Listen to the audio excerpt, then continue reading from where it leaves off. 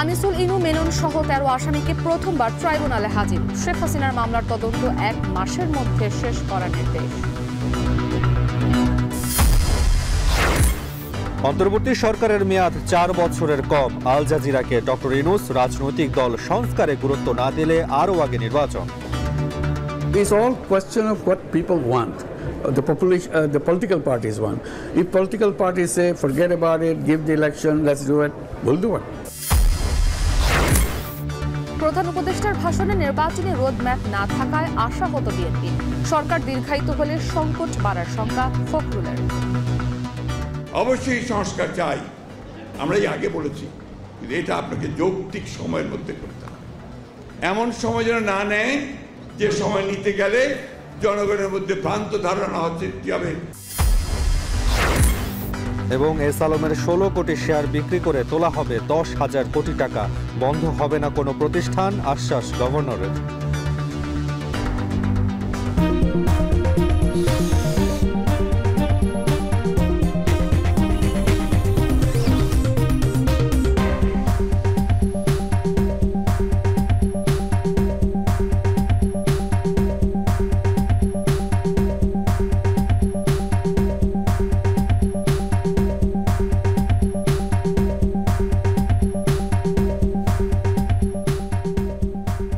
স্বাগত। এখন দুপুরে পুরো আয়োজন আপনাদের সঙ্গে আছি আমি তাসওয়ান নাফি এবং আমি ইসরাত মুক্তে।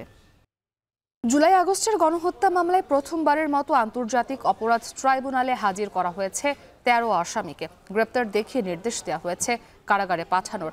এছাড়া সাবেক প্রধানমন্ত্রী শেখ হাসিনার বিরুদ্ধে গণহত্যার তদন্ত 1 মাসের মধ্যে শেষ করারও নির্দেশ দেওয়া হয়েছে। আহমেদ অনিককে সাথে নিয়ে আরো জানাবেন জাহিদ হাসান। সোমবার ভোর থেকেই আন্তর্জাতিক অপরাধ ট্রাইব্যুনাল ঘিরে জোরদার করা হয় নিরাপত্তা ব্যবস্থা। ভেতরে প্রবেশ করার ক্ষেত্র ছিল বেশ কড়াকড়ি।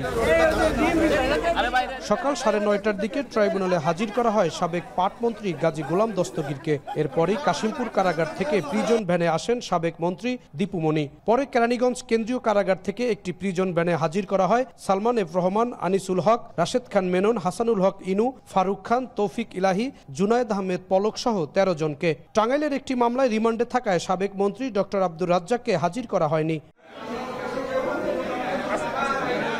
সকাল 11:15টায় শুরু হয় ট্রাইব্যুনালের বিচার কাজ। 3 সদস্যের ট্রাইব্যুনালে শুরুতেই আসামি পক্ষের আইনজীবী এহসানুল হক সমাজির বিষয়ে রাষ্ট্রপক্ষ থেকে আপত্তি জানানো হয়। পরে চিফ প্রসিকিউটর তাজুল ইসলাম ট্রাইব্যুনালের কাছে বিগত আওয়ামী লীগ সরকারের 15 বছরের দুঃশাসন ও নির্যাতনের একটি সারসংক্ষেপ তুলে ধরেন। বিডিআর বিদ্রোহে সেনা কর্মকর্তা হত্যা, শাপলা চত্বরের হত্যাকাণ্ড, আর্থিক কেলেঙ্কারি এবং সবশেষ জুলাই আগস্টের গণহত্যার সকল দায় শেখ হাসিনার ওপর বর্তায় বলে দাবি করেন রাষ্ট্রপক্ষের আইনজীবী। শেখ হাসিনাকে গ্রেফতারে কি পদক্ষেপ নেওয়া হয়েছে জানতে চায় ট্রাইব্যুনাল। এ সময় রাষ্ট্রপক্ষ জানায় শেখ হাসিনা ভারতে আছেন, তাকে দেশে আনার কাজ চলছে। একই সঙ্গে 1 মাসের মধ্যে তার বিরুদ্ধে আনা অভিযোগের তদন্ত শেষ করতে বলা হয়েছে। ট্রাইব্যুনালে হাজির করা 13 আসামিকে গ্রেফতার দেখিয়ে কারাগারে পাঠানোর নির্দেশ দেওয়া হয়েছে। জাতির আকাঙ্ক্ষাকে দমন করে গণহত্যা চালিয়ে মানবতা বিরোধী অপরাধ করে ক্ষমতায় যে চিরদিন থাকা যায় না এবং বিচারের মুখোমুখি হতে হয়, আজকের দিনে এই আদালতের দৃশ্য দেখে ভবিষ্যতে বাংলাদেশের যারা স্বৈরাচারী হওয়ার স্বপ্ন দেখেন তারা যদি শিক্ষা গ্রহণ করেন, সেটা আজকের দিনের জন্য একটা বড় লেসন হবে বলে আমরা মনে করি। আজকে আদালতে আমরা এই অপরাধ সংগঠনের পেছনের যে পটভূমি আছে সেটা ব্যাখ্যা করেছি কিভাবে 2009 সাল থেকে ক্রমান্বয়ে একটা রাষ্ট্রযন্ত্রকে ক্রমান্বয়ে ব্যবহারের মাধ্যমে সমস্ত রাষ্ট্রীয় প্রতিষ্ঠানগুলোকে রাজনীতিকরণ, দলীয়করণ, পারিবারিকীকরণের মাধ্যমে একটা নিপীড়ক সংস্থায় পরিণত করেছিল। আসামি পক্ষের আইনজীবীরা নিজ নিজ আসামিদের পক্ষে আইনি সহায়তা দেওয়ার অনুমতি পেয়েছেন।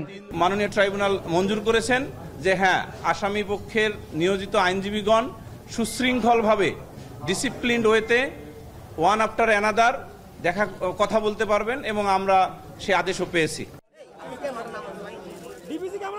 শেখ হাসিনা পলাতক থাকায় তার পক্ষে আদালতে কোনো আইনজীবী ছিলেন না। মামলার পরবর্তী শুনানি 17 ডিসেম্বর। জাহিদ হাসান, এখন, ঢাকা। অন্তর্বর্তী সরকারের মেয়াদ 4 বছরের কম হবে, তবে রাজনৈতিক দলগুলো সংস্কারকে গুরুত্ব না দিয়ে নির্বাচন চাইলে তাই করা হবে। সেক্ষেত্রে মেয়াদ আরও কমও হতে পারে। সম্প্রতি আজারবাইজানের রাজধানী বাকুতে অনুষ্ঠিত জাতিসংঘের জলবায়ু সম্মেলনের ফাঁকে আল জাজিরাকে দেয়া সাক্ষাৎকারে কথা জানান প্রধান উপদেষ্টা ডক্টর মোহাম্মদ ইউনূস। এদিকে আগামীতে নির্বাচিত সরকারের মেয়াদ 5 বছরের জায়গায় 4 বছর করা হতে পারে বলেও জানান তিনি। বিস্তারিত জানাচ্ছেন তৌহিদুর রহমান। ছাত্র জনতার আন্দোলনের মুখে 5 আগস্ট দেশ ছেড়ে ভারতে পালিয়ে যান শেখ হাসিনা। 3 দিনের মাথায় দেশে স্থিতিশীল অবস্থা ফিরিয়ে আনতে দায়িত্ব নেয় অন্তর্বর্তীকালীন সরকার। দায়িত্ব বুঝে পেতেই আওয়ামী লীগ সরকারের আমলকার পাহাড়সম দুর্নীতি ও অনিয়মের বেড়াজাল ভেঙে দিতে সংস্কারের পথে হাঁটতে শুরু করে ইউনূস সরকার। অন্তর্বর্তী সরকারের 100 দিনের মেয়াদে বরাবরই সামনে আসছে নির্বাচন প্রসঙ্গ। সংস্কার শেষে জাতীয় নির্বাচন আয়োজনে কতদিন সময় লাগবে তা নিয়ে রাজনৈতিক দল ও জনমনে প্রশ্ন ঘুরপাক খাচ্ছে শুরু থেকেই। এমন প্রেক্ষাপটে আল জাজিরাকে দেয়া সাক্ষাৎকারে প্রধান উপদেষ্টা ডক্টর মোহাম্মদ ইউনূস জানান, অন্তর্বর্তী সরকারের মেয়াদ 4 বছরের কম হবে, এমনকি আরও কম হতে পারে। রাজনৈতিক দলগুলো যদি সংস্কারের চেয়ে নির্বাচনকে বেশি প্রাধান্য দিতে চায়, তাহলে সে পথেও এগুতে রাজি তার সরকার। But we are not his perpetual government. With a regular government is for 5 years, for example. That's about it. Or the new constitution may say 4 years, probably, because people want to move faster time of the. So it should be under 4 years, that's for sure. It may be less. So it's all question of what people want. The population, the political parties want. If political parties say, forget about it, give the election, let's do it, we'll do it. Sheikh হাসিনাকে দেশে ফিরিয়ে আনার উদ্যোগ নেওয়া হবে কিনা এমন প্রশ্নের জবাবে প্রধান উপদেষ্টা বলেন, আইনি প্রক্রিয়া চলমান। দোষী সাব্যস্ত হলে ভারতের কাছ থেকে তাকে ফেরত চাওয়া হবে। Army helped her to get out of the country, go to India, and that's how it happened. Donald Trump যুক্তরাষ্ট্রের প্রেসিডেন্ট নির্বাচিত হওয়ায় কোনো দুশ্চিন্তা রয়েছে কিনা এমন প্রশ্নে ডক্টর ইউনূস বলেন, ডেমোক্রেট ও রিপাবলিকান সবার সঙ্গেই তার বন্ধুত্বপূর্ণ সম্পর্ক রয়েছে। সুতরাং ডোনাল্ড ট্রাম্প প্রেসিডেন্ট নির্বাচিত হওয়ায় মোটেও চিন্তিত নন তিনি। I don't see any negative thing emerging suddenly because Trump is the president of the United States. Touhidur Rahman, এখন বিশ্ব। অন্তর্বর্তী সরকারের 100 দিনে জাতির উদ্দেশ্যে দেয়া প্রধান উপদেষ্টার ভাষণে নির্বাচনী রোডম্যাপ না থাকায় হতাশ বিএনপি। দলটির মহাসচিব মির্জা ফখরুল ইসলাম বলেন, এই সরকার দীর্ঘায়িত হলে সংকট বাড়বে, তাই দ্রুত নির্বাচনই জাতির জন্য মঙ্গলজনক। মাওলানা ভাসানীর মৃত্যুবার্ষিকীতে এক আলোচনায় তিনি একথা বলেন। আরও জানাচ্ছেন গালিব ইবনে রিয়াজ। জুলাই আগস্ট হত্যাকাণ্ডই নয়, অন্তর্বর্তী সরকারের 100 দিন উপলক্ষে রোববার জাতির উদ্দেশ্যে ভাষণ দেন প্রধান উপদেষ্টা ডক্টর মোহাম্মদ ইউনূস। বক্তব্যে প্রধান উপদেষ্টা বলেন, প্রয়োজনীয় সংস্কার কাজ শেষ করেই নির্বাচন আয়োজন করা হবে, ততদিন পর্যন্ত ধৈর্য ধারণ করার আহ্বান জানান তিনি। বলেন, সংস্কারের জন্য নির্বাচনকে কয়েক মাস বিলম্বিতও করা যেতে পারে। আপনারা সুযোগ দিলে প্রয়োজনীয় কিছু অত্যাবশ্যকীয় সংস্কার কাজ শেষ করেই আমরা আপনাদের কাঙ্ক্ষিত নির্বাচন আয়োজন করব। ডক্টর ইউনূসের এই বক্তব্যের পর বিএনপি আনুষ্ঠানিক কোনো বক্তব্য না দিলেও সোমবার জাতীয় প্রেস ক্লাবে মাওলানা আব্দুল হামিদ খান ভাসানীর 48তম মৃত্যুবার্ষিকী উপলক্ষে আলোচনা সভায় প্রতিক্রিয়া জানালেন বিএনপি মহাসচিব মির্জা ফখরুল ইসলাম আলমগীর। প্রধান উপদেষ্টা তার বক্তব্যে নির্বাচন নিয়ে স্পষ্ট কিছু না বলায় বিএনপি আশাহত হয়েছে বলে জানান তিনি। বিএনপি অবশ্যই সংস্কার চায়, তবে এমন সময় যেন সরকার না নেয় যাতে মানুষের মধ্যে ভ্রান্ত ধারণা তৈরি হয়। অবশ্যই সংস্কার চাই, আমরাই আগে বলেছি, কিন্তু এটা আপনাকে যৌক্তিক সময়ের মধ্যে করতে হবে। এমন সময় যেন না নেয় যে সময় নিতে গেলে জনগণের মধ্যে ভ্রান্ত ধারণা হচ্ছে কি হবে যে আপনি ক্ষমতায় থেকে যেতে চাইছেন। কারণ সেই সমস্ত অভিজ্ঞতা আমাদের আছে।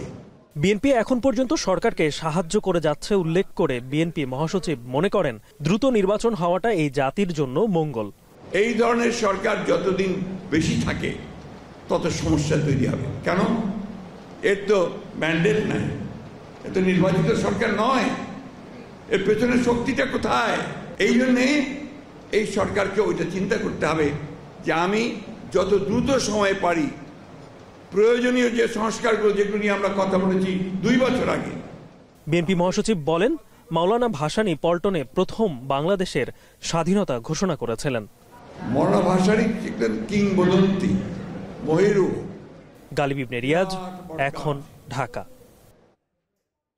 বাংলাদেশের ব্যাপারে কূটনৈতিক এবং রাজনৈতিক ইতিহাসের সবচেয়ে বড় পরাজয় ঘটেছে ভারতের। তারপরও দেশটি নানাভাবে এখনও পতিত ফ্যাসিস্টদের পক্ষ নিচ্ছে বলে অভিযোগ করেছেন টিআইবির নির্বাহী পরিচালক ডক্টর ইফতেখারুজ্জামান। দুপুরে এক সংবাদ সম্মেলনে তিনি বলেন, অন্তর্বর্তী সরকারের 100 দিনের কার্যক্রমে হতাশ নয় টিআইবি। ভারত তাদের ইতিহাসে সবচেয়ে বড় রাজনৈতিক, ডিপ্লোম্যাটিক এবং স্ট্র্যাটেজিক পরাজয়ে স্বীকার করতে নিতে পারছে না। তাদের সেই সৎ সাহস নাই যে তারা যে রাজনৈতিকভাবে, ডিপ্লোম্যাটিকভাবে, কূটনৈতিকভাবে এবং স্ট্র্যাটেজিক দৃষ্টিভঙ্গি থেকে তাদের ইতিহাসে সবচেয়ে বড় পরাজয় হয়েছে, সেটা তারা স্বীকার করে নিতে পারছে না। যে কারণে তাদের মধ্যে এক ধরনের বাংলাদেশের প্রতি যে ধরনের ইতিবাচক, এই পরিবর্তনের জন্য এই ধরনের ইতিবাচক ভূমিকা প্রত্যাশা ছিল, ইতিবাচক দৃষ্টিভঙ্গি প্রত্যাশা ছিল, সেটা কিন্তু তারা করতে পারছে না। তারা এখনো পর্যন্ত ওই কর্তৃত্ববাদের সমর্থনের দৃষ্টিভঙ্গি থেকেই বাংলাদেশকে দেখছে। এবার মহান বিজয় দিবস উদযাপনে নিরাপত্তার কোনো ঝুঁকি নেই। বরাবরের মতো এবারও সুষ্ঠুভাবে জাতীয় দিবস পালিত হবে বলে জানিয়েছেন স্বরাষ্ট্র উপদেষ্টা মোহাম্মদ জাহাঙ্গীর আলম চৌধুরী। সকালে সচিবালয়ে আইন শৃঙ্খলা নিয়ন্ত্রণ সহ সার্বিক নিরাপত্তা ব্যবস্থা গ্রহণ বিষয়ক সভা অনুষ্ঠিত হয়। সভায় আইন শৃঙ্খলা পরিস্থিতি নিয়ে সার্বিক আলোচনা করা হয়। সভা শেষে স্বরাষ্ট্র উপদেষ্টা বলেন, জাতীয় পতাকার নকশায় যেন কোনো ব্যত্যয় না ঘটে সেজন্য নির্দেশনা দেওয়া হয়েছে।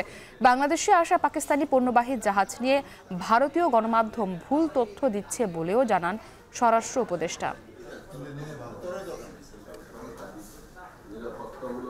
ট্রাফিকটা ভালোভাবে থাকে, যেন সবাই যেমন যেতে পারে, এই জন্যই ব্যবস্থা করা। তারপরে আমাদের ক্ষেত্রে মেইন একটা আলোচনা হচ্ছে আমাদের সব জায়গায় যে জাতীয় পতাকাটা উত্তোলন করব, এই পতাকার যে রং অনেক সময় দেখেন এক এক জায়গায় এক এক রঙের করে ফেলে, এইটা যেন না হয়, একই রঙের যেন হয়। এবং আমাদের যে স্ট্যান্ডার্ড সরকারি ইসে থেকে দেওয়া ওইটার হয়। তারপরে যে আমাদের আলোকসজ্জাটা, এটা যেন খুব ভালোভাবে আলোকসজ্জা হয়, এই ব্যাপারও আলোচনা হয়েছে। এখানে কোনো ধরনের সিকিউরিটি থ্রেট না, আল্লাহ দিলে কোনো ধরনের সিকিউরিটি থ্রেট নেই। 2017 সাল থেকে ইসলামী ব্যাংকের 80% ঋণই নিয়েছে এস আলম, করেছে লাখ কোটি টাকা আত্মসাৎ, যে কারণে ব্যাংকটি এখন 20,000 কোটি টাকা ঘাটতিতে রয়েছে। তাই এস আলমের শেয়ার বিক্রি ও নতুন শেয়ার ইস্যু করে সেই টাকা পুনরুদ্ধার করা হবে বলে জানিয়েছে স্বতন্ত্র চেয়ারম্যান। আর শুধু ইসলামী ব্যাংক সহ অন্যান্য 5 ব্যাংকের বিষয়ে নতুন কৌশল নিয়েছে কেন্দ্রীয় ব্যাংক। বিস্তারিত আতর নিয়নের প্রতিবেদনে। দেশের ব্যাংকিং খাতের সবচেয়ে বড় ব্যাংক বলা হয়ে থাকে ইসলামী ব্যাংককে। 2017 সালে যার দখল নেয় এস আলম গ্রুপ, এই ব্যাংক থেকে নামে বেনামে নেওয়া হয় 1 লাখ কোটি টাকার বেশি ঋণ। আর এতে তারল্য সংকটে পড়ে ব্যাংকটি। 5 আগস্ট শেখ হাসিনা সরকারের পতনের পর বাংলাদেশ ব্যাংক উদ্যোগ নিয়ে এস আলম মুক্ত করে ইসলামী ব্যাংক সহ আরও 5টি ব্যাংক। শুরু হয় পুনরুদ্ধার আর সংস্কার, কিন্তু অর্থ সহায়তা না থাকায় গ্রাহকের টাকা ফেরত দিতে হিমশিম খায় ব্যাংকটি। পরে সবল ব্যাংকের সহায়তায় ও রেমিটেন্স প্রবাহ বাড়ায়, কিছুটা ঘুরে দাঁড়ায় তারা।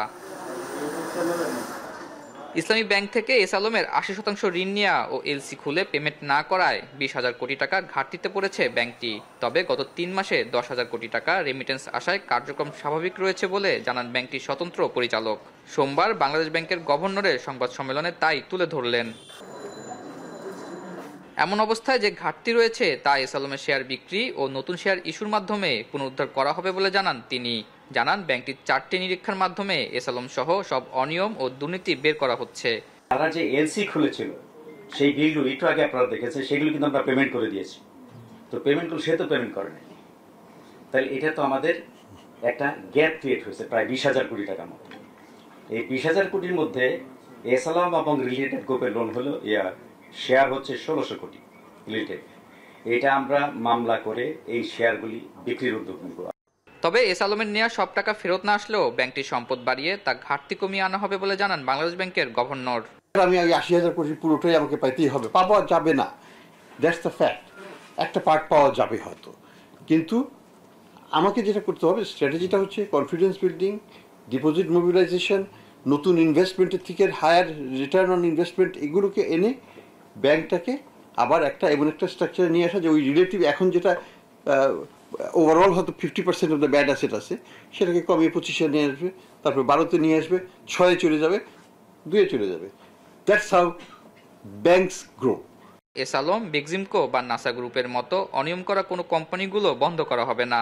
তবে দুর্নীতির সঙ্গে জড়িতদের শাস্তির আওতায় আনতে কোনো ছাড় দেওয়া হবে না। ব্যবসায়ীরা কিন্তু limited company in the eye of law is a separate legal entity. ব্যক্তি এসালাম আর এসালাম লিমিটেড এক না। আর ইন্ডাস্ট্রিগুলি এদেশের সম্পদ বিনিয়োগ করে মেশিন ইম্পোর্ট হয়েছে, বিল্ডিং করা হয়েছে, এবং এই প্রোডাক্টিভিটি কিন্তু জিডিপির একটা বিরাট বড় সক্রিয় ভূমিকা রাখে। এবং আপনারা জানেন একটা শিপ এবং একটা প্লেন যখন জার্নি কমপ্লিট করে, we change the crews and captain, we don't abandon the ship. ইসলামী ব্যাংকের মতো তাউলের বড় সংকটে রয়েছে এসালমের আরও 5 ব্যাংক, যেগুলো পুনরুদ্ধারের নতুন কৌশল নেওয়া হচ্ছে বলে জানিয়েছেন গভর্নর। আতাউর নিয়ন, এখন, ঢাকা। নতুন করে আরও একটি সংস্কার কমিশন গঠন করেছে অন্তর্বর্তী সরকার। এ নিয়ে মোট 11টি কমিশন গঠিত হলো। সবশেষ গঠিত স্থানীয় সরকার সংস্কার কমিশনের প্রধান করা হয়েছে স্থানীয় সরকার বিশেষজ্ঞ ডক্টর তোফায়েল আহমেদকে। এছাড়া স্বাস্থ্য, গণমাধ্যম, নারী ও শ্রমিক অধিকার এই 4টি সংস্কার কমিশনের পূর্ণাঙ্গ কমিটি গঠন করেছে সরকার। সোমবার প্রধান উপদেষ্টার প্রেস উইং থেকে এসব তথ্য জানানো হয়। কমিশনগুলোতে নাগরিক সমাজের প্রতিনিধি ও বিভিন্ন শ্রেণী পেশার বিশিষ্ট জনদের যুক্ত করা হয়েছে। এর মধ্যে গণমাধ্যম সংস্কার কমিশনে 11 জন, শ্রম সংস্কার কমিশনে 9 জন, স্বাস্থ্য খাত সংস্কার কমিশনে 12 জন, নারী বিষয়ক সংস্কার কমিশনে 10 জন এবং স্থানীয় সরকার সংস্কার কমিশনে 7 জন সদস্য আপাতত যুক্ত করা হয়েছে। পরবর্তীতে কমিশনগুলো চাইলে আরও নতুন সদস্য যুক্ত করতে পারবে।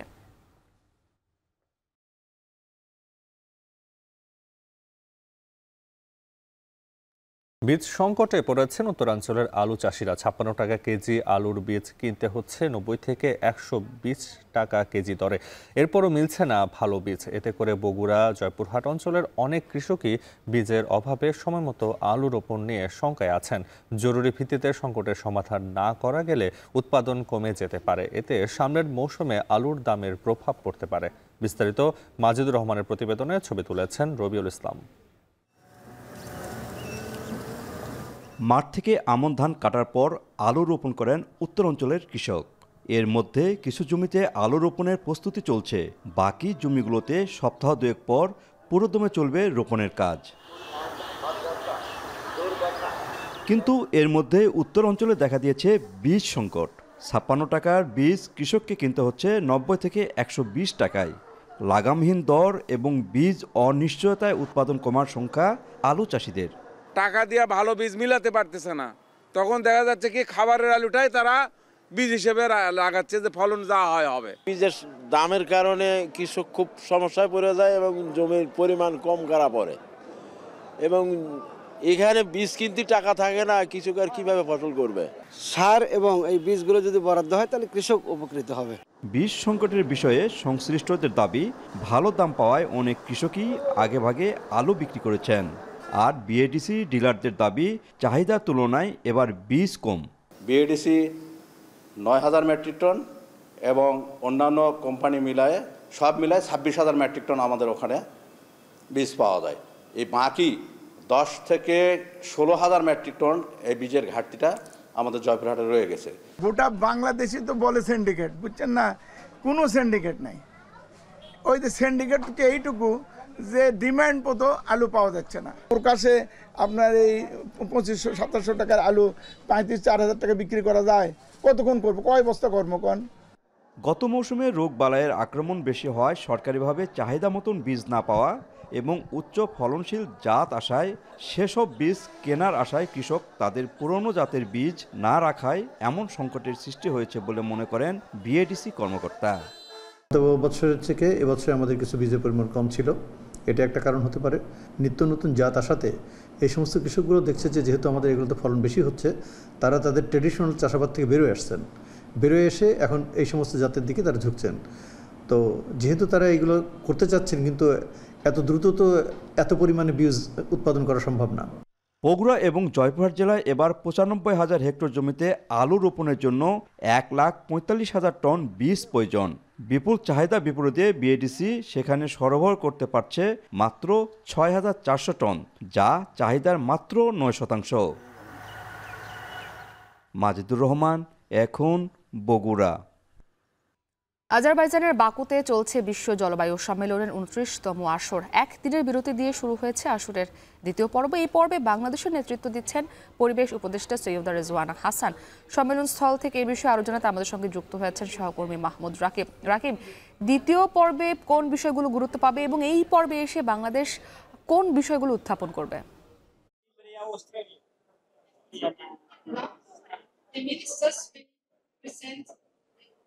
মুক্তি, আপনি জানেন যে প্রথম পর্বে এই সম্মেলনে বাংলাদেশের হয়ে প্রতিনিধিত্ব করছিলেন প্রধান উপদেষ্টা, এবং এখন যে দ্বিতীয় পর্বটি আজ শুরু হলো, এটি কি বলা হয় মূলত মিনিস্ট্রিয়াল সেশন বা মিনিস্ট্রিয়াল ইভেন্ট। এখানে বিভিন্ন দেশের যারা পরিবেশ কিংবা জলবায়ু কিংবা পানি সম্পদ বা নৌয়ের সঙ্গে সংশ্লিষ্ট পরিবেশ রিলেটেড যেসব মন্ত্রী রয়েছেন তারা এই সেশনে অংশ নেন। তো বাংলাদেশের দ্বিতীয় পর্বে নেতৃত্ব দিচ্ছেন বন, পরিবেশ ও জলবায়ু বিষয়ক যিনি উপদেষ্টা রয়েছেন সৈয়দা রেজওয়ানা হাসান। তিনি কিছুক্ষণ আগে বাংলাদেশ প্যাভিলিয়নে একটি সাইড ইভেন্টে অংশ নিয়েছেন। সেখানে আমরা দেখেছি লস অ্যান্ড ড্যামেজ নিয়ে আলোচনা হয়েছিল, এবং সেখানে তিনি স্পষ্ট করে যে বিষয়টি বলেছেন যে লস অ্যান্ড ড্যামেজের আওতায় বাংলাদেশের যে ক্ষতিপূরণ পাবার কথা সেটি মূলত কিভাবে পাওয়া যায় তা নিয়েই তিনি আজকে থেকে যে নেগোসিয়েশন বা আলোচনা শুরু হবে বিভিন্ন দেশের মধ্যে সেই বিষয়টিকে তুলে ধরবেন। এবং সেখানে তিনি বলছিলেন যে বাংলাদেশ সহ যে ক্ষতিগ্রস্ত দেশগুলো রয়েছে তাদের এখন বছরে 100 বিলিয়ন যেটি বলা হয়েছিল COP28-এ, সেটি কিন্তু এখন ট্রিলিয়নেরও 3-4 ট্রিলিয়ন পর্যন্ত সেই প্রয়োজনটা বেড়ে গিয়েছে। তো সে বিষয়টি তারা যে মিনিস্ট্রিয়াল বৈঠকগুলো হচ্ছে এখন এই মুহূর্তে শুরু হয়েছে ইতিমধ্যে, সেখানে তারা এই বিষয়টিকে তুলে ধরবেন। এর পাশাপাশি সকালে আরেকটি বৈঠক হয়েছে বাংলাদেশের পরিবেশ বিষয়ক উপদেষ্টার সঙ্গে নেপালের পররাষ্ট্রমন্ত্রীর। সেখানে কিন্তু একটি বিষয় উঠে এসেছে, দক্ষিণ বিষয়টি যেটি উঠে এসে তারা দক্ষিণ এশিয়ার যে কয়েকটি দেশ রয়েছে বিশেষ করে নেপাল, ভুটান এবং বাংলাদেশের কথা বলা হয়েছে যে তিনটি দেশই পরিবেশের যে ক্ষতি হচ্ছে, জলবায়ুর যে পরিবর্তন হচ্ছে এর জন্য সমানভাবে ক্ষতির মুখে পড়ছে তিনটি দেশ। তিনটি দেশকে এর জন্য তারা একসঙ্গে কাজ করবার জন্য একটি সিদ্ধান্ত নিয়েছেন। এবং এখানে আরেকটি বিষয় উঠে এসেছে যে জলবিদ্যুতের বিষয়টি। সেখানে বলা হয়েছে জলবিদ্যুতের যে সমস্যাটা তৈরি হয়েছে এই সমস্যাটি বা জলবিদ্যুৎ নিয়ে কাজ করবার জন্য এই বাংলাদেশ, নেপাল, ভুটানের পাশাপাশি ভারতকেও দরকার। তো এই সব বিষয় নিয়ে আগামী জানুয়ারিতে অর্থাৎ 2025-এর জানুয়ারিতে একটি সম্মেলন করবার বিষয়ে একমত হয়েছে বাংলাদেশ এবং নেপাল, যেখানে ভুটানও থাকবে। ভারত থাকবে কিনা সেটি এখনো নিশ্চিত নয়, তবে এই সম্মেলনটি কোথায় হবে, বাংলাদেশে, ভুটানে নাকি নেপালে, সেটি এখনো নিশ্চিত হয়নি বা সেই স্থানটি এখনো চূড়ান্ত হয়নি। সেটি নিয়ে আলোচনা করে পরে চূড়ান্ত করা হবে। তো সব মিলিয়ে এখন যে পর্বটি আজকে শুরু হয়েছে মুক্তি, এটি কিন্তু পরিবেশ বা এই যে বিশ্ব জলবায়ু সম্মেলনের মূল পর্ব, যেখান থেকে মূল সিদ্ধান্তগুলো আসবে মন্ত্রীদের মধ্যে নানান আলোচনা বা দর কষাকষির পরে। আমরা নিশ্চয়ই আপনাকে পরবর্তীতে আবার কোনো সিদ্ধান্ত হলে সেটি জানাবো। আমার কাছে এখন পর্যন্ত ছিল সবশেষ মুক্তি। 29তম বিশ্ব জলবায়ু সম্মেলনের দ্বিতীয় পর্ব থেকে সবশেষ জানাতে আমাদের সঙ্গে যুক্ত ছিলেন মাহমুদ রাকিব। অধিভুক্ত তিতুমির কলেজকে বিশ্ববিদ্যালয়ে রূপান্তরের দাবিতে মহাখালীতে সড়ক অবরোধ করে বিক্ষোভ করছেন তিতুমির কলেজের শিক্ষার্থীরা। সেখানে আছেন সহকর্মী সিউল আহমেদ, সরাসরি যুক্ত হচ্ছে তার সাথে।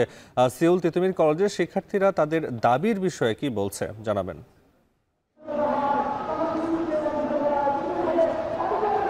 নাফি, আপনি নিশ্চয়ই জানেন যে এই তিতুমির কলেজকে আসলে বিশ্ববিদ্যালয় করার দাবিতে কিন্তু আজকে সকাল থেকে তিতুমির কলেজের প্রায় 2 থেকে 2.5 হাজার শিক্ষার্থী কিন্তু প্রথম 11:30টার দিকে 11টা থেকে 11:30টার দিকে কিন্তু তাদের যে কলেজ রয়েছে সেটির বাইরে থেকে কিন্তু আন্দোলন শুরু করে, এবং তারা কিন্তু সেই আন্দোলন কিন্তু আস্তে আস্তে বড় হতে থাকে এবং সেটি এখন মহাখালীতে এসে অবস্থান নিয়েছেন। আমি যদি একটু আপনাদেরকে দেখাই, সেটি হচ্ছে যে এই যে পুরো মহাখালীতে যেই রেলগেট সহ যে 4 রাস্তার মোড়টি দেখতে পাচ্ছি সেই পুরো রাস্তাই কিন্তু তারা বন্ধ করে রেখেছে, এবং তাদের যে দাবি সেটি হচ্ছে যে যে কোনোভাবেই হোক বিকাল 4টার মধ্যে শিক্ষা মন্ত্রণালয় থেকে কোনো আশ্বাস কিন্তু তাদের কাছে আসতে হবে, এবং শিক্ষা মন্ত্রণালয় থেকে কোনো নির্দিষ্ট কোনো ব্যক্তি অথবা যারা দায়িত্বপ্রাপ্ত কর্মকর্তা রয়েছেন তাদের কিন্তু এখানে এসে তাদেরকে একটি আশ্বাস দিতে হবে।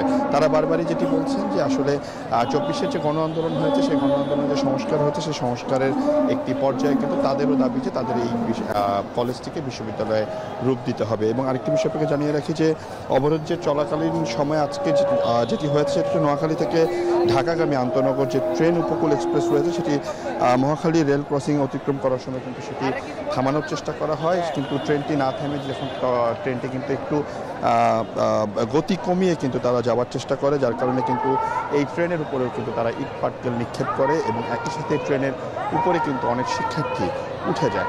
তা পরবর্তীতে কিন্তু আমরা দেখেছি যে এখান থেকে আর কোনো ট্রেন কিন্তু এই পথ দিয়ে যাচ্ছে না এবং ট্রেনের প্রত্যেকটা পথই তারা বন্ধ করে রেখেছেন। এবং একই সাথে আপনি নিশ্চয়ই জানেন যে এই যে মহাখালী 4 রাস্তা রয়েছে এর ঠিক বাম পাশে কিন্তু আমরা দেখতে পাচ্ছি যে আসলে জনস্বাস্থ্য ইনস্টিটিউট সহ যে স্বাস্থ্য পুষ্টি ইনস্টিটিউট সহ অনেকগুলো হাসপাতালও রয়েছে এবং এখানকার যারা রোগী রয়েছেন তাদেরও কিন্তু কিছুটা যাতায়াতের সমস্যা হচ্ছে। ঠিক শাহজালাল আন্তর্জাতিক বিমানবন্দর থেকে শুরু করে মহাখালী পর্যন্ত এবং মহাখালী থেকে শুরু করে এ পাশে তেজগাঁও পর্যন্ত কিন্তু পুরো রাস্তায় এখন পুরো বন্ধ রয়েছে এবং কোনো গাড়ি তারা যেতে দিচ্ছে না। শুধুমাত্র যে সকল অ্যাম্বুলেন্স কিংবা যে সকল অ্যাম্বুলেন্সগুলো রয়েছে সেই অ্যাম্বুলেন্সগুলো তারা যেতে দিচ্ছে। এছাড়া কোনো রোগী যদি কোনো সিএনজি অথবা রিক্সাতে থাকে সেই রিক্সা এবং সিএনজিগুলোকে কিন্তু তারা যেতে দিচ্ছে। এছাড়া কিন্তু কোনো ধরনের যানবাহন যাওয়া আসা একবারেই বন্ধ রয়েছে এবং আমরা তাদের সাথে কথা বলেছি, তারা আমাদেরকে বলেছে যে বিকাল 4টা পর্যন্ত তারা একটি আলটিমেটাম দিয়েছে। আলটিমেটামের মধ্যে যদি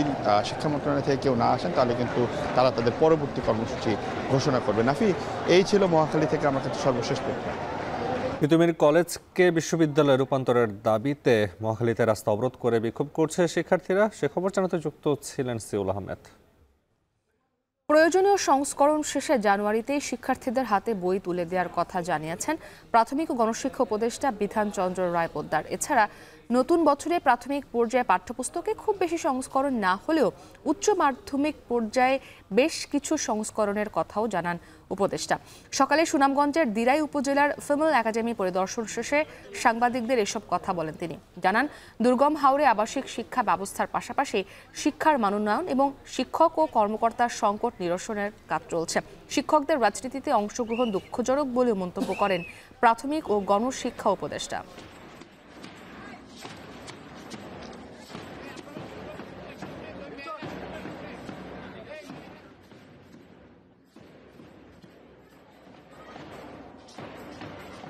নতুন বই সংস্কারের বিষয়ে তো বলেছেন, এনসিটিভি তৈরি করে তারা বলেছেন আমরা জানুয়ারিতেই বই দেব, এটা আমরা বলতে পারি। আর প্রাইমারিতে খুব বেশি পরিবর্তন হবে না, পরিবর্তনগুলো হবে গিয়া আপনার 6 থেকে উপরের শ্রেণীগুলোতে, আমাদের পরিবর্তন খুব সামান্য হবে। নারায়ণগঞ্জের সোনারগাঁওয়ে ভয়াবহ আগুনে পুড়ে গেছে মেঘনা গ্রুপের টিস্যু কারখানা। তবে এই ঘটনায় কেউ হতাহত হয়নি। ফায়ার সার্ভিস ঢাকা বিভাগের উপপরিচালক সালেউদ্দিন জানান, ভোর 5টার দিকে আগুন লাগে, দ্রুত তার পুরো কারখানায় ছড়িয়ে পড়ে। খবর পেয়ে আশপাশ থেকে তাদের 12টি ইউনিট আগুন নিয়ন্ত্রণের কাজ শুরু করে। এ সময় মেঘনা গ্রুপেরও 2টি ইউনিট নিয়ন্ত্রণের কাজ করে। সকাল 9টার দিকে আগুন নিয়ন্ত্রণে আসে। আগুনের সূত্রপাতের কারণ সহ বিস্তারিত জানতে তদন্ত কমিটি করা হবে। আগুনে কারখানার ভবনটির এক পাশ ধসে পড়েছে। 10 মিনিটে আগুনের সংবাদ পাই। সংবাদ পাওয়ার সাথে সাথে আমাদের nearest fire station Sonargaon fire station সেটা এখানে আসে এবং আগুনের অবস্থা, আকার, প্রকৃতি এবং ভয়াবহতা দেখে সে সাহায্য চায় এবং তাকে সাড়া দিয়ে আমাদের আশেপাশের মোট 6টা স্টেশন থেকে 12টি ইউনিট আসে পরপর এবং এসে একযোগে কাজ করতে থাকি। আগুনকে মোটামুটি এখন আমাদের নিয়ন্ত্রণে আছে, আগুনটাকে আমরা নিয়ন্ত্রণে নিয়ে এসেছি। সূত্রপাত এখনো আমরা পাইনি, এখনো নির্বাপন কাজ চলছে। অগ্নি নির্বাপন শেষে আমাদের একটা কমিটি হবে, সেই কমিটি আগুনের সূত্রপাত বা কি কারণে কোথায় কত ক্ষতি হয়েছে সেটা বের করবে। সহিংস বিক্ষোভে পুড়ছে ভারতের মণিপুর। কারফিউ উপেক্ষা করে উপত্যকা জুড়ে জ্বালাও পোড়াও, ভাঙচুর, মন্ত্রী ও বিধায়কদের বাড়িতে ক্ষুব্ধ জনতার হামলা, সব মিলিয়ে খাদের কিনারায় নিরাপত্তা পরিস্থিতি। সংকট নিয়ন্ত্রণে ব্যর্থতার অভিযোগে জোটের মিত্রদল এনপিপি সমর্থন প্রত্যাহার করে নেয় ভাঙনের মুখে বিজেপি নেতৃত্বাধীন রাজ্য সরকার। পরিস্থিতির ব্যাপক অবনতিতে মহারাষ্ট্র, ঝাড়খণ্ডে নির্বাচনী সভা বাতিল করেছেন কেন্দ্রীয় স্বরাষ্ট্রমন্ত্রী অমিত শাহ। নুসরাত কামাল জানাবেন বিস্তারিত। আন্দোলনে অগ্নিগর্ভ ভারতের মণিপুর রাজ্য। প্রাদেশিক রাজধানী ইম্ফল সহ কয়েক জেলায় ইন্টারনেট সংযোগ বিচ্ছিন্ন করে এমনকি কারফিউ দিয়েও আন্দোলন দমন করতে পারেনি প্রশাসন। নিরাপত্তা বাহিনীর রক্তচক্ষু উপেক্ষা করে চলছে সংঘাত, অগ্নিসংযোগ, ভাঙচুর। রাজ্যের সশস্ত্র বিদ্রোহীদের বিরুদ্ধে কার্যকর ব্যবস্থা নেওয়ার দাবিতে আন্দোলনরত জনতার দেয়া আলটিমেটাম চলছে। দুদিনের দাঙ্গা পরিস্থিতির মধ্যে রাজ্যের একাধিক মন্ত্রী ও বিধায়কের বাড়িতে ক্ষুব্ধ জনতার হামলার ঘটনায় মুখ্যমন্ত্রী ও গভর্নরের সরকারি বাসভবন এলাকায় জোরদার করা হয়েছে নিরাপত্তা। कुछ लोग आए थे हजारों में और जबरदस्ती घुसने की कोशिश किया था, गेट तोड़ा था और अंदर एमएलए के घर में, मिनिस्टर के घर में घुस गया था और अचानक से वहाँ जो तैनात हुआ था सिक्योरिटी पर्सनल्स, वो जो रेस्पॉन्सिबल ऑफिसर्स बात करने की कोशिश कर रहा था सभी को, लेकिन वो सुनने को तैयार नहीं है। लगता है तोड़फोड़ करने का मकसद में आया हुआ था। জাতিগত সংঘাতে এক বছরের বেশি সময় ধরে অস্থির ৩২ লাখ বাসিন্দার মণিপুর। সংখ্যাগরিষ্ঠ মেইতেই সম্প্রদায় আর কুকি আদিবাসীদের বিভক্তি চলতি সপ্তাহে সহিংস ও প্রাণঘাতী রূপ নেয় পুরো রাজ্যে। জিব্রাম জেলায় কুকি বিদ্রোহীদের ১১ নভেম্বরের হামলার পর অপহৃত মেইতেই নারী, শিশুদের মরদেহ উদ্ধারের ঘটনায় মুখোমুখি দুই পক্ষ। বছর পেরিয়েও আইনের শাসন প্রতিষ্ঠায় ব্যর্থতার অভিযোগে রাজ্যের বিজেপি নেতৃত্বাধীন জোট সরকার থেকে বেরিয়ে গেছে মিত্রদল এনপিপি। সংখ্যাগরিষ্ঠ সরকার বলে জোটে ভাঙনে বড় সমস্যায় না পড়লেও ব্যাপক ভাবমূর্তি সংকটে পড়েছে বিজেপি। এ অবস্থায় মহারাষ্ট্র, ঝাড়খণ্ডের নির্বাচনী সভা বাতিল করেছেন ভারতের কেন্দ্রীয় স্বরাষ্ট্রমন্ত্রী Amit Shah. Never expected even killing of infant children less than 1 year old, women, irrespective of any caste, creed, religion. It is highly condemnable. And also we appeal to this present state government, particularly Chief Minister Mr. Biren Singh, it should immediately seek appointment of Honorable Prime Minister along with opposition member. ২০২৩ সালের মে মাস থেকে সংঘাতে রাজ্যটিতে প্রাণ গেছে কমপক্ষে ২৫০ মানুষের, বাস্তুচ্যুত প্রায় ৬০,০০০ মানুষ। সাম্প্রতিক সহিংসতায় নিহত ১০ জনের বেশি নারী ও শিশু, অনেকের মরদেহ মিলেছে প্রতিবেশী রাজ্য আসামে। হামলাকারী কুকি বিদ্রোহীদের অনেকেই আসাম থেকে মণিপুরে গেছে বলে উত্তেজনার আঁচ পৌঁছেছে আসামেও। নিরাপত্তা পরিস্থিতির অবনতি এড়াতে দফায় দফায় বৈঠক করছে আসাম রাইফেলস, মণিপুর পুলিশ, সীমান্তরক্ষী বিএসএফ সহ বিভিন্ন নিরাপত্তা বাহিনী। দেশের দক্ষিণ পূর্বাঞ্চলের পরিস্থিতি নিয়ে সোমবারও শীর্ষ কর্মকর্তাদের সাথে বৈঠকে বসার কথা অমিত শাহর। পরিস্থিতির গুরুত্ব বুঝে প্রধানমন্ত্রী নরেন্দ্র মোদী এখনো মণিপুরে যাননি বলে নিন্দা জানিয়েছে ভারতের প্রধান বিরোধী দল কংগ্রেস। মণিপুর में वहाँ लोगों का रेप हो रहा है, घर जला रहे, मार रहे, पीट रहे, ये सब हो रहा है। वहाँ भी बच्चे मरे। ये लोग यहाँ महाराष्ट्र के चुनाव में घूम रहे हैं, तो इनको देश के लोगों के प्रति कोई प्रेम नहीं है। उनकी समस्याओं को सुलझाने का उनके पास कोई तरीका नहीं है। সাধারণ শ্রেণীভুক্ত মেইতেইরা কুকিদের মতো সুনির্দিষ্ট নৃগোষ্ঠী হিসেবে অন্তর্ভুক্তি চায়, যেখানে ভারতের মিজোরাম আর প্রতিবেশী মিয়ানমারের চীন প্রদেশের সাথে জাতিগত সম্পর্কভুক্ত কুকিরা চায় মণিপুর থেকে বের হয়ে আলাদা প্রশাসন। নুজহাত কামাল, এখন বিশ্ব। কানাডায় চলতি বছরের প্রথম ৯ মাসে রেকর্ড ১৪,০০০-এর বেশি শিক্ষার্থী রিফিউজি ক্লেম বা শরণার্থী হওয়ার আবেদন করেছেন। ভয়াবহ এই তথ্য প্রকাশ করেছে দেশটির সরকার। প্রয়োজনে গণহারে দেশ থেকে বাধ্য করারও হুঁশিয়ারি জানিয়েছেন। এই অবস্থায় অভিবাসন নীতি আরও কঠোর করছে অটোয়া। তবে আসার কথা সপ্তাহে ২০ থেকে ২৪ ঘন্টায় উত্তীর্ণ করা হয়েছে শিক্ষার্থীদের কর্মঘণ্টা। কানাডা থেকে সৈয়দ ইফতেখার জানাবেন বিস্তারিত। শরণার্থী বিষয়ক ভয়াবহ তথ্য সামনে এনেছে কানাডা সরকার। ২০২৪ সালের প্রথম ৯ মাসেই রেকর্ড ১৪,০০০-এর বেশি বিদেশি শিক্ষার্থী পড়াশোনা বাদ দিয়ে বেছে নিয়েছেন শরণার্থী হওয়ার পথ। এই সংখ্যা বছর শেষে ১৫,০০০-এর কাছাকাছি চলে যেতে পারে। Other people using the asylum path as a shortcut to gain Canadian permanent residency or citizenship is something that we need to continue to push back against. And that's why we are defending Canada's openness as a country by ensuring rigorous processes that are fair and respected.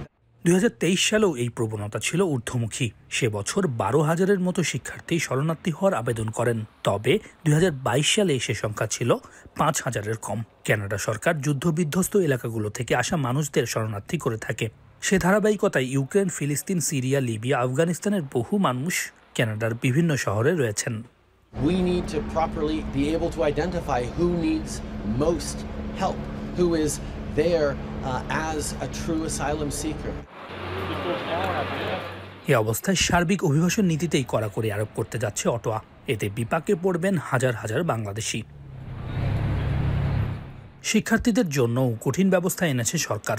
ভারতসহ 14 দেশের শিক্ষার্থীদের সরাসরি বিশেষ সুবিধা ইতোমধ্যে হয়েছে বাতিল। বাড়ানো হয়েছে সার্বিক পড়াশোনার খরচের পরিমাণ, তবে সপ্তাহে 20 ঘন্টা থেকে বাড়িয়ে 24 ঘন্টা করা হয়েছে কাজের সুযোগ। সৈয়দ ইফতেখার, এখন কানাডা। স্বাধীন বাংলা ফুটবল দলের অধিনায়ক জাকারিয়া পিন্টু মারা গেছেন। নানা বার্ধক্যজনিত রোগে ভুগছিলেন তিনি। রবিবার বাসায় আকস্মিকভাবে পড়ে যাওয়ায় দ্রুত হাসপাতালে ভর্তি করানো হয় তাকে। রাজধানীর এক হাসপাতালে চিকিৎসাধীন অবস্থায় সোমবার সকালে শেষ নিঃশ্বাস ত্যাগ করেন এই কৃতি ফুটবলার। 1973 সালে মালয়েশিয়ায় মার্দিকা কাপে অধিনায়ক ছিলেন তিনি। 60-70-এর দশকে মোহামেডানকেও নেতৃত্ব দেন। স্বাধীনতা উত্তর প্রথম বাংলাদেশ অধিনায়ক ছিলেন তিনি। খেলা ছাড়ার পর মোহামেডান ক্লাব ও ফেডারেশনের নানা পদে দায়িত্ব পালন করেছেন জাকারিয়া পিন্টু। জাতীয় ক্রীড়া পরিষদে কর্মকর্তা হিসেবেও কাজ করেছেন এই কিংবদন্তি।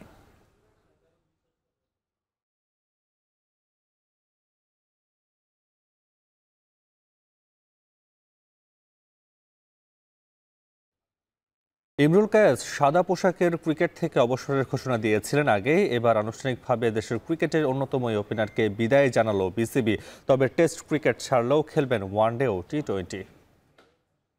কৃতজ্ঞ বাংলাদেশ ক্রিকেট বোর্ডের কাছে, কারণ আমি আমার জার্নিটা মেহেরপুর থেকে রাজশাহী, তারপর ঢাকা।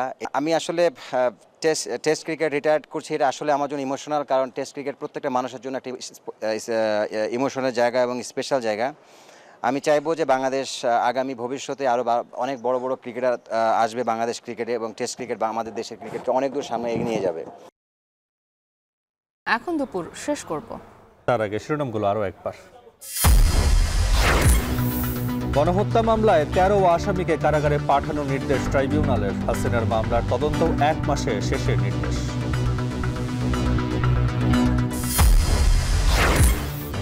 অন্তর্বর্তী সরকারের মেয়াদ হবে 4 বছরের কম। আল জাজিরাকে ডক্টর ইউনুস। রাজনৈতিক দল সংস্কারে গুরুত্ব না দিলে আরও আগে নির্বাচন। It's all question of what people want. The political parties want. If political parties say, forget about it, give the election, let's do it, we'll do it. প্রধান উপদেষ্টার ভাষণে নির্বাচনী রোডম্যাপ না থাকায় আশাহত বিএনপি। সরকার দীর্ঘায়িত হলে সংকট বাড়ার শঙ্কা ফখরুলের। অবশ্যই সংস্কার চাই, আমরাই আগে বলেছি, কিন্তু এটা আপনাকে যৌক্তিক সময়ের মধ্যে করতে হবে। এমন সময় যেন না নেয় যে সময় নিতে গেলে জনগণের মধ্যে ভ্রান্ত ধারণা সৃষ্টি হবে। এবং এস আলমের 16 কোটি শেয়ার বিক্রি করে তোলা হবে 10,000 কোটি টাকা। বন্ধ হবে না কোনো প্রতিষ্ঠান, আশ্বাস গভর্নরের।